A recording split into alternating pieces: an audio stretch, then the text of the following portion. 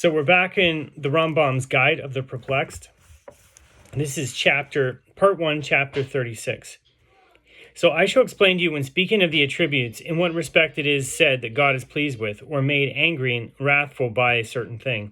It is in this sense that it is said of certain individuals among men that God was pleased or angry with them or full of wrath.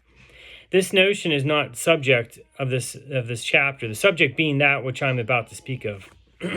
Know that if you consider the whole of the Torah and all the books of the prophets, you will find that the expressions wrath, anger, and jealousy are exclusively used with reference to idolatry.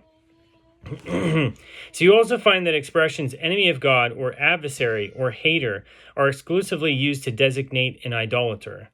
So thus Scripture says, "And ye serve other gods," and so on. "And the Lord's wrath will be kindled against you." Deuteronomy 11, 16, and 17. "Lest the wrath of the Lord be kindled." Deuteronomy 6:15. "To provoke him to anger through the work of your hands." Deuteronomy 31:29.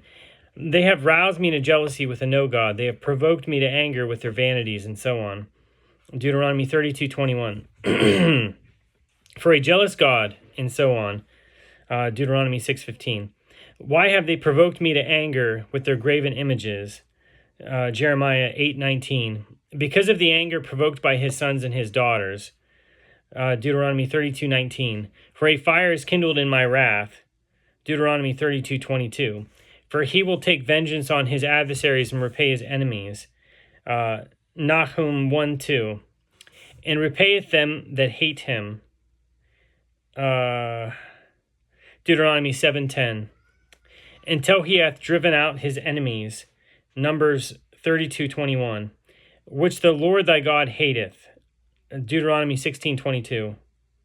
"For every abomination to the Lord which he hath hateth." Deuteronomy 12:31. So expressions of this kind are too numerous to be counted. However, if you trace them in all the books, you will find that it is as we have said. Now, the books of the prophets only make this strong assertion because it concerns a false opinion attaching to him. May he be exalted. I refer to idolatrous worship. For the deviation from truth of one who believes that Zayd is standing at a time when he is sitting, I think it's Zayd, because this is written in Arabic, is not like the deviation of him who believes that fire is under the air or water under the earth, or that earth is flat, or other things of a similar kind. And the second deviation from truth is not like the deviation of him who believes that the sun consists of fire, or that the heavenly sphere forms a hemisphere, and other things of a similar kind. Again, this third deviation from the truth is not like the deviation of him who believes that the angels eat and drink, and other things of a similar kind. Finally, this fourth deviation from truth is not like the deviation of him who believes that a thing other than God ought to be worshipped. For whenever ignorance and infidelity bear upon a great thing, I mean to say upon someone whose rank in what exists is well established, they are of greater consequence than if they bear upon someone who was of a lower rank. By infidelity, I mean belief about a thing that is different of a lower rank. But by infidelity, I mean belief about a thing that is different from what the thing really is. By ignorance, I mean ignorance of what is possible to know. Accordingly, the ignorance of him who does not know the measure of the cone of a cylinder, or does not know that the sun is spherical, is not like the ignorance of him who does not know whether a deity exists or whether there is no deity for the world. Nor is the infidelity of him who thinks that the cone of a cylinder is half a cylinder, or that the sun is a circle, like the infidelity of him who thinks that there are more deities than one. So now you know that whoever performs idolatrous worship does not do it on the assumption that there is no deity except the idol. In fact, no human being of the past has ever imagined on any day, and no human being of the future will ever imagine that the form that he fashions, either from cast metal or from stone and wood, has created and governs the heavens and the earth. Rather, is it worshipped in respect of its being an image of a thing, that in an intermediary between ourselves and God. So Scripture makes this clear, saying, "Who would not fear thee, O King of the nations," and so on. It also says, "In every place incense is offered unto my name," and so on. Those references are Jeremiah 10:7 and Malachi 1:11. whereby Scripture refers to what they regard as the first cause. We have made this clear in our great compilation, so Mishnah Torah, AvaTorah 1.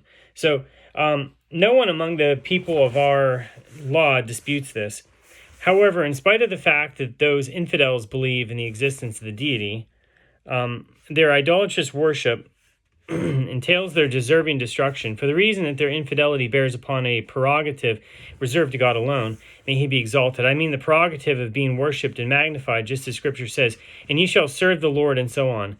This is so ordained in order that God's existence may be firmly established in the belief of the multitude. Now the idolaters thought that this prerogative belonged to that which was other than God, and this led to the disappearance of the belief in his existence. May he be exalted among the multitudes. For the multitude grasp only the actions of worship, not their meanings or the true reality of the being worshipped through them. Consequently, the idolatrous worship of the infidels entails their deserving destruction, just as the text has it, quote, "Thou shalt not save alive a soul," Deuteronomy 20:16. And it explains the reason for this, which is to put an end to this false opinion so that others should not be corrupted through it. As Scripture says, that they teach you not to do, and so on. Deuteronomy 20:18. And it calls them enemies, haters, and adversaries, and says that he who does this provokes God's jealousy, anger, and wrath. And what then should be the state of him whose infidelity bears upon his essence, that he be exalted, and consist in believing him to be different from what he really is?